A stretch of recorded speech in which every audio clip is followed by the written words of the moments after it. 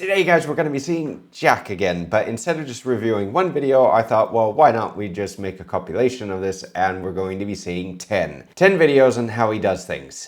So strap in, buckle down, and be sure not to eat anything when you see this, all right? Now, let's get started. Today's cooking tip is how to cut an onion without crying. I think this is one of the very first videos on Jack's channel, like literally the very first. And well, we can tell, can't we? Because this is in like 360p. This isn't even HD. All right, first of all, we got to get rid of the part that makes you cry. And that's that part right there. Right where the roots come out. There's like a little bulb inside there, and it contains all this gas. And once the gas is released, that causes you to cry. Well, wait a minute. All right, so Jack isn't wrong about this. The highest concentration of all the enzymes and everything, which are the defensive chemicals for onions, this is what prevents animals from eating them, is more heavily concentrated in the root. Either you just cut it straight off, or you just leave it on, and then you cut it down. So take your paring knife, and you're going to cut about 1/3 the diameter of the entire onion. You're going to come through here like this. You kind of come at an angle. It's going to be kind of a cone shape. You're going to cut yourself a circle. Be real careful. Take this slow. Yeah, the best thing to do if you're going to be doing this with a paring knife is taking a paring knife, putting your index finger here on the blade at the length that you want it to go in. It's a safety mechanism, but you want to be very careful because otherwise you can stab yourself. And you're going to do about 1/3 of the onion deep. This should contain the entire bulb of the onion. Okay, and it should lift out in a whole piece here. The way you can tell that you've done it correctly is it should look like that. That's the bulb right there. Now, do not put this in the garbage disposal. You're going to throw this directly into the trash and you'll be done with it. Or you could just actually plant it in the garden. Yeah, it'll grow again. Another tip though on preventing an onion from making you cry is to actually just put the onion in the fridge before you're going to cut it, or to use a sharper knife. Now you can proceed to peel the onion, removing all the brown layer. Now I don't have a problem with giving up a layer or two of onions. But you're going to go all the way around, just take your fingers and get it started. And just clean up the onion all the way to where the whole surface is white. There's a much faster method on doing this. If anyone doesn't know, I've made a few videos on how to cut and dice onions. Go check those out. You can just cut it in half and literally take either the knife or to use your fingernails if they're long enough and just peel one of the sections back. Now make sure when you cut the onion, don't ever cut the onion on its side like this, straight through the middle of the onion, but always cut from the end point down to where the root was. Just gentle pressure till it starts. You can lay your hand right on top there until it goes all the way through. And there you can see how it holds it all together at the ends here? And you're going to proceed to cut. This is more or less the opposite way if you want to hold everything together, but okay. And cut it however many cuts this way. This way you have for whatever your recipe calls for. And that's it. That's how you cut an onion without crying. All right, now to be honest, I want to see if he actually did cry, because the video the entire time was on the onion and there was a lot of editing with that video. And if I'm not mistaken, I think I see a little teardrop there. Yeah, I think so.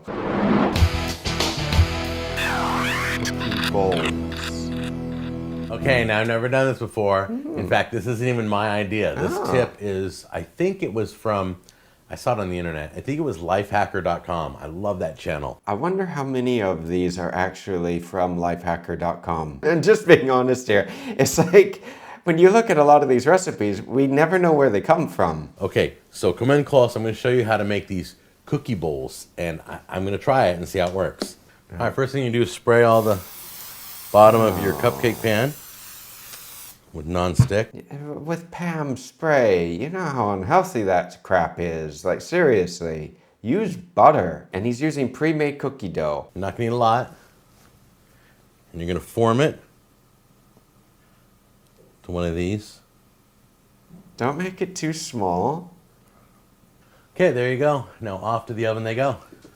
I think this would have been a little easier if he didn't use chocolate chip cookie dough. Jack has the right idea, okay? So sometimes in pastry, and any pastry chefs watching, leave your tips down below, but this does happen. I've seen it done, I've done it myself. You can use the opposite side of the trays to make things. Okay, now when they're done, you're just going to leave them out to cool for a minute. Ooh. And then we're going to pop them off and turn them right side up. Ooh, what happened to the cookies? They look a little lumpy, honestly. Right, so if this happens and you don't have perfect little bowls, you may need to try again. Cookie dough that is close to frozen is not going to cook the same as cookie dough at room temperature, okay? So when you take the cookies off the bottom of the pan, they look like this. And then you flip them over and they're little bowls. Isn't that cute? Mine broke off a little bit right here, but I'm sure you could do a better job than I can. I probably would have done better had I buttered the whole thing. So you might want to butter the whole thing. You know, you live and learn, I know, but this is why I recommended butter. I mean, Pam spray can work, but butter is better. Now here's where the fun begins. This is what you do. You just fill it up.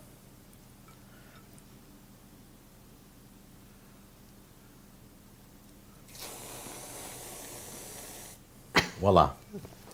There it is. Look how cute that is. Serve that up. There you go. Serve that up to the kids. They can eat what's inside and then eat the bowl too. Well, I mean, there is more originality with this than what he did with the Valentine's Day dessert, because if you haven't seen that video, go check it out. He didn't even bother to make the cheesecake. Yeah? How to shuck corn. I didn't know that one of the basics on shucking corn actually warranted a video, but you never know, you can make a video about anything. I mean, I had one person once, before I did reaction videos and everything, I only had 3,000 subs, ask me why I didn't have a easy cheese quesadilla video. I don't buy corn like this because the hair at the end or whatever they call it, the ear has to be peeled, and do you leave it on, do you grill it, how long do you boil it, all that stuff. I just never knew how to take care of this. It was just a pain in the butt. Peeling it and all these fuzzy things got everywhere, all on my corn, and nobody wants to eat corn with fuzzy stuff on it. Normally when you get corn on the cob, right, because this is what Jack has right now. So you have this very fibrous husk that protects the corn, and then internally it has all those little fuzzy hairs. You're supposed to get rid of those. But if you just want to shuck the corn, all you have to do is just pull. It does take a little bit of elbow grease. And then you have to be a little picky with picking some of the hairs out, but you can just rub it. It'll take most of the hairs out, even if you then put the corn on the barbecue just to burn the hairs off. It's the fastest method. So I was in Tennessee on vacation, and they showed me the quickest way to shuck corn. Check this out. Super simple. First, put this in the microwave for 4 minutes. 4 minutes in the microwave? You're gonna cook it. Now, go get your corn. Make sure you have a glove on, because it's going to be very hot. He's using a shun knife. I have one as well. They're very famous for breaking and chipping. Okay, now there's a root side. You'll see the root side, okay? You're going to cut in a little bit and just take the bottom off the corn. Just like that. And if you play your cards right, just squeeze it right out. Comes right out. Right. Ta-da. Boom. Right, all right, well, it works, but it takes about 4 minutes in the microwave to nuke it, and then you have to do this. So how many can you put in the microwave at once if you have like a family of 10? Unless, of course, somebody wants to be on microwave duty for the next half hour. That's it. Perfectly cooked. It's gorgeous. A little pale. Perfectly clean. No problem. That's how you do it. 4 minutes. Cut it, slide it out. There you go. Right. Next. How to peel an egg. Now the trick is to hard boil it first. You know what I like about these early videos? He seems so excited and happy. Now guys, before we get going with any more of these videos, please just keep in mind to keep everything civil. We're talking about the food, okay? Now once it's boiling, what you want to do is lower the flame down to a simmer. And a simmer is just little tiny bubbles on the surface. There you go, right there. Put your timer on for 10 minutes, and as soon as 10 minutes is up, turn it off. Normally you want to add a little bit of vinegar, a dash, to the water before you do this. The vinegar does two things. One, it helps to prevent the shells from cracking, and two, it does soften them. So it also helps to peel them. Then you're going to bring the pot over to the sink, and you're going to gently, with a spoon, lift the egg out and hold it for 10 seconds under cold water. No more than 10 seconds. This is very important. Then you take the egg, once it's been cooled, and you tap one end on the counter. You turn it over, you tap the other end on the counter, and gently roll it on a flat surface. All right. So far, not bad. Okay. I'm not being facetious. Jack isn't doing bad. The only thing is, normally when you have literally like 20, 30, or a couple dozen eggs that you're doing at once, pour the water out, fill it back up with cold water to help shock the eggs, throw some ice cubes in there, and then take them out, crack them, roll them, and peel as quickly as you can. And then proceed to peel it under cold water. Okay. It'll come right off. It'll be like silk. Perfect. That is a perfectly peeled egg. I don't know if it was the very first egg that he did. He could have gone through half a dozen, maybe a dozen. The only problem with peeling eggs is that if they are super, super fresh, because I used to have ducks and chickens growing up, it can be very difficult to peel them. And that is how you peel an egg. Welcome to Cooking with Jack. I'm Jack and I'm here to do another cooking tip for you. Today we're going to show you how to make the perfect omelet. We're going to show you a new method. One of our viewers wrote in, his name is Kelly, and he wrote us a great method, and I'm going to try it for the first time. I don't even know if it's going to work, but it's supposed to be the perfect omelet. I think I know what he's going to do. I think he's going to put it in the oven. All right, omelets are pretty easy when it comes to the ingredients, and you can put anything you want in an omelet. You would be surprised some of the stuff I've seen in an omelet. I'm pretty surprised by some of the stuff we've seen on your channel. First thing you want to do is spray the pan. Oh, You can put butter. I don't use butter anymore, only because it's just not healthy. We're using Pam spray because butter is unhealthy. But what about the Pam spray? With all the extra chemicals and all the aerosols and everything in it. A good eater is 3, but for presentation wise, I'm using 4 eggs today, and we're gonna crack those open. You could go for 5 or 6 and make a bigger omelet. It depends on the size of the eggs. Now, one thing I learned when it comes to, He punched the egg. put a little splash of milk in there. I don't know why it fluffs it up, never asked her, but she always taught me just pour a little bit of milk in there and then blend it in again. That will make it a little airier. When you add milk to the eggs, 1, this will help to stretch them out depending on how much you add, but 2, it will help to make the eggs creamier. You want to add, or to make them a little fluffy, I kid you not, you can add a little dash of water. This is something that I don't do, personally, but I have seen other chefs do it. Maybe it thins it out, I have no idea. All right, so what we're gonna do is, we're gonna pour this in our pan here. We're gonna bring it over the stove. Whoa, wait a minute. You want to get the pan hot first. That's the secret. If you're using a stainless steel pan and you add fat to it, if you don't want it to stick, the best thing you can do is get the pan super hot, get the oil hot, and then you add the eggs. I do a medium heat flame only because I don't like to lose control. With eggs, once you go too far, you go too far. Put the pan on there and let that cook for a little bit. Then once we start to get the bottom to solidify, we're gonna add the ingredients. But you gotta make sure we start cooking the bottom first. So I'll pull back a little bit just to see, oh, there it is. Yep, it's solidifying everywhere correctly. He's cooking this on the lowest possible heat that he can cook it on a gas burner. See how it's almost all cooked? So we wanna turn that off right away. In fact, I'm gonna just drop these ingredients in right now. Oh, lots of ham there. Love that. A little bit of onion. But the onions are not cooked. First, you get the little pan that you're gonna be using, you get it hot, oil hot. Next, you take the ingredients that you want to cook. All of the ingredients, especially the onions, are going to take longer to cook than the eggs. After you start to see that everything's hot and it's starting to heat up, you add the eggs to the pan, you give it a little mixy, you let it sit. If it's super liquidy, you can give it another little mix. And then once you see that it's more or less okay, you hit the pan, from the handle down to help move it to the end of the pan. That way you can flip it and then flip it on the plate. Oh, we almost forgot the most important ingredient. Let me reach over here. We'll grab a pinch of this. Cheese, the best no? part. What am I thinking? Just sit there and get that cheese on there. You know that the eggs, by the time that he pulls everything out, are gonna be horribly overcooked. That's also gonna tell us when it's done broiling. This is the key that Kelly told me. Make sure it's an oven safe pan. We're gonna let that cook for a few minutes. Then we're gonna pull it out and see how it does. Okay, we've been cooking it in the broiler for about 2 minutes. Make sure you got your pot holder on. Oh, that would not be good. There it is. See how the cheese is melted? Oh, look at that. Let's see if we can do this right. Come on, baby. Gosh. And flip. Well, you didn't get any color on the egg, but the onions are not done yet. I mean, okay, they've cooked a little bit since you put it in the oven, but they're still going to be super crispy. Oh, that's sweet. Now that, to me, is the perfect omelet. I want to thank Kelly for the idea, but you know what? It looks a little plain, so I'm gonna spice it up a little bit here. There we go, paste. Let's just pour that all over the omelet. Lovely. A little bit of salsa on there. Lovely. Just spice it up. Well, I have to admit, I do like salsa on eggs and everything. I grew up in the Southwest. It's a habit. I'll be fair. He didn't do a bad job with the color, okay? The eggs, for sure they're overcooked. All right, no, sorry. Got to eat in front of you guys again.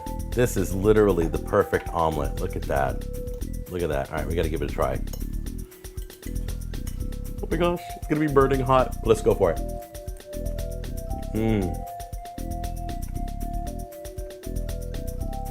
Oh, it's delicious. I think you enjoyed that omelet. We only got one. Be sure to swing by thebestsauces.com and check out our line of sauces. It's called the best barbecue sauce you'll ever taste. That's the name of it, and it's so good. We made a hot one. There it is.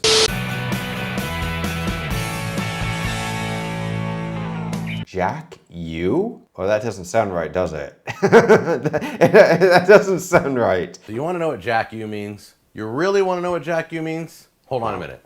Maybe not. Yeah, I don't think we do want to know. Ta-da! No. That's right, it stands for Jack University. I'm going to teach you a cooking term today. Get ready. Nope. Get back in your seat. No, are you serious? Oh, okay, so Jack's going to be teaching us something today. You have to admit, yeah, this video, it may be fun. Okay, let's see what he's going to do. All right, today's cooking term is ganache. Ganache is a French term. It means taking heavy cream and chocolate, usually chocolate chips, and melding them together to make a topping or a filling. The theory, which is what they teach you in university the majority of the time, is right, but the execution of it, which is what they don't teach you typically in university, is wrong. What a lumpy ganache is supposed to be super creamy. Your word of the day, ganache. Let's see what this comment says. 1.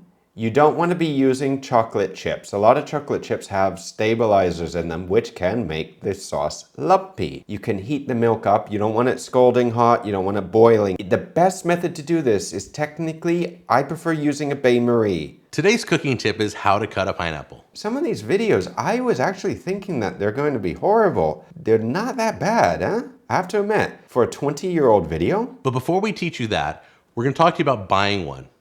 You need to pick a ripe one. The way to do that is to hold it in your hand and gently pull one of the center leaves. If it comes out easy, it's ready. It's ripe. Right, so this is one of the little tips that Jack is right about. I don't eat a lot of pineapples, I don't buy them a lot, but another little trick is to also see how ripe it is by the amount of gold that is actually starting to creep up from the bottom. Then when you get home, you're gonna place it in the refrigerator for about 30 minutes, and you're gonna turn it upside down. Now the reason we do that is, at the bottom of the pineapple, all the sugar settles.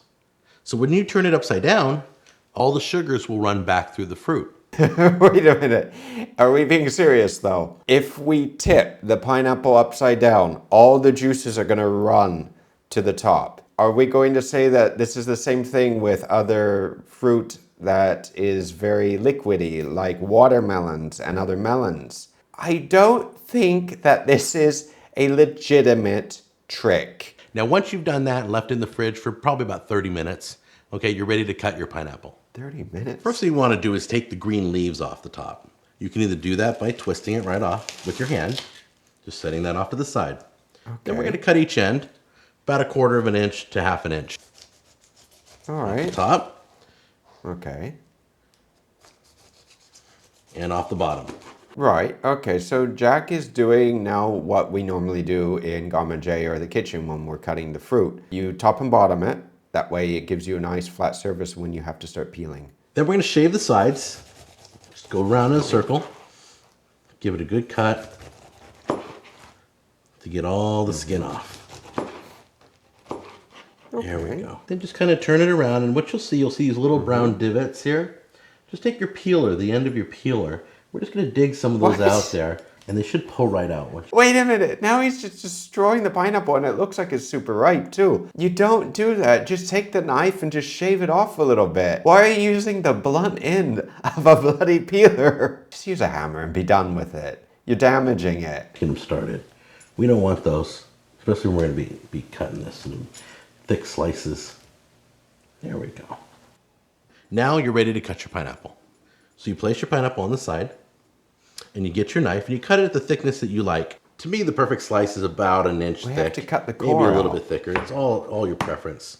Right, so Jack's doing a different method. The easiest way to take the core out if you don't have one of those little decorers is a very long tube that has a blade on the end. That way when you cut into rings, you don't have to go into each and every individual ring and cut it out. Or you cut from top to bottom. You can cut it then in quarters, or if you leave it in halves, and you can cut the actual center out of each half. If you prefer, you can cut the centers out, and it's really simple. prefer? Just take your pineapple slices and lie them flat on the cutting board. Then grab yourself a paring knife and come around the circle. There's a line right there in the center. Oh boy. It's pretty simple. Oh boy. There's a reason why we normally take out the cores. I mean, they're edible, yeah, they're fully edible. The only problem with pineapple cores is that they're much more fibrous, they're denser, and they're typically not as sweet, so they can be very chewy. Make sure you go all the way through, all the way around. Okay. Yeah. And if you do it correctly, it should pop right out. And that's how you cut a pineapple. Okie dokie. Quick tip, knives. Oh, this will be good. Let me show you a quick knife tip. When you're cutting things, okay, if you guys remember my knife skills show, I don't remember that. We haven't seen that. you're supposed to hold your 3 fingers underneath there, like that, and then your pointing finger and thumb finger should hold the knife this way.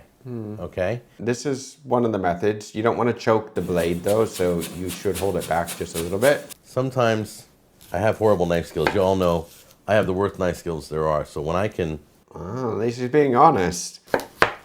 learn something new about using my knife, I'm usually listening to people. All right, this is good. This is good. But today he's showing. I've seen people that have worse knife skills. Your knife doesn't have the right edge that you want. Okay, most of us cut in the first half of the knife. I gotta tell you, if you don't have time to go sharpen and you're in a rush and you're trying to get dinner ready, come to the back of your knife here, and I'll guarantee you, What? if you cut with the back of your knife, it's probably the same blade sharpness as when you bought it. Wait a minute. Wait. So you're going to be so lazy that you will not sharpen the knife, that you are actually going to use another part of it to cut. Depending on the knife that you're using, some knives will have a flatter base to it, almost to the point of where it is flat, like this pencil here, or some of the German knives like Wusthof will actually have a bit of a taper. So this will allow you to rock the knife. You want to use the entire blade. You don't just want to use one little portion of it, always. It goes right through, very easy. So use the back part of your knife. Usually we don't use that at all. So if you don't have time to hone your knife and you're making dinner and you're losing your edge, use the back half. The other thing you don't want to do is this. When you're got your stuff all chopped up,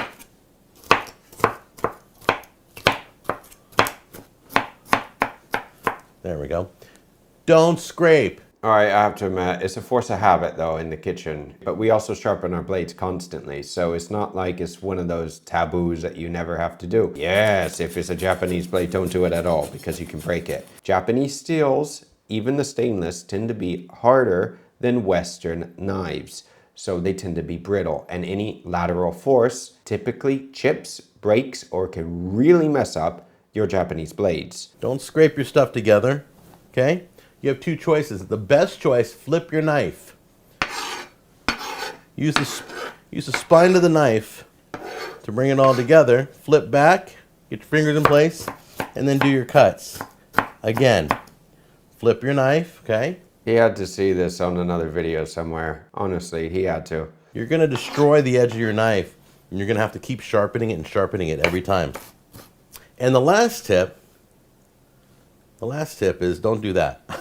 You shouldn't do that. But the last tip is get one of these.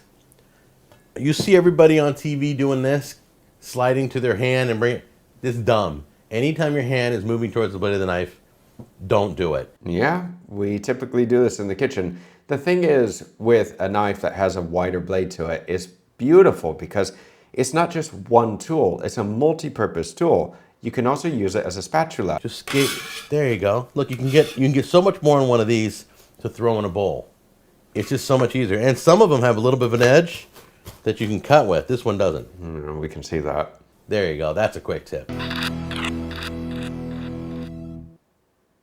Okay, so I'm in my kitchen. Really, I'm upset. I can't even talk. I just saw something really cool, and I called BS on it. You think it's gonna work? Let me know down below before we see it. It's how to peel an egg in a glass with 1 inch of water. That's right. I just saw it minutes ago. Lifehacker. Give credit to Lifehacker for showing this to me. We're using Lifehacker again. Okay, so he does take a lot of stuff and ideas off of that. All right, good. Something doesn't feel right. It's like you have to have a certain glass or a certain size egg or something. You know how it is. So it's 1 inch of water and a glass and a hard-boiled egg. I hope it's hard-boiled. I cooked it so fast, yolk could come out of it. It's possible too. Okay, so the guy I saw had a really big hand. I can't fit my hand and keep the water in on this, so I'm gonna have to do a 2-hand shake as fast as I can, okay? Right, so this hack only works if you have an extra large hand. Good to know. But I just want you to know, it's all, no crack in the shell, 1 inch of water. This may not be the right glass either, but let's give it a try, okay? Either we're gonna see an accident or this is gonna be a mess. Hope I don't screw this up. I'm gonna hold the bottom and the top. Here we go. There we go. Look at all the water everywhere. Shake it a little harder, Jack. Oh, whoops. It worked? Oh, wow. Look at this.